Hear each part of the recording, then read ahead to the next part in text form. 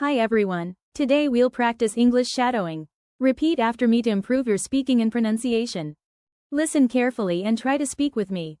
Don't worry if it's not perfect. Hello, my name is Sarah. I wake up at 7 o'clock. I brush my teeth and wash my face.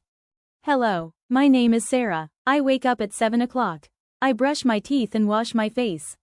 Hello, my name is Sarah. I wake up at 7 o'clock. I brush my teeth and wash my face. Then, I eat breakfast. I go to work at 8 o'clock. I like my job. Then, I eat breakfast. I go to work at 8 o'clock. I like my job. Then, I eat breakfast.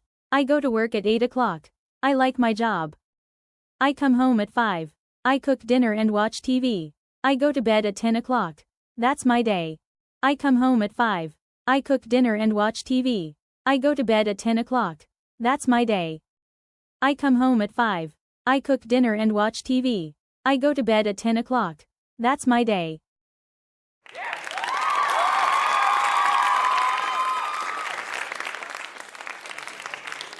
Great job. Keep practicing shadowing every day to speak English more fluently.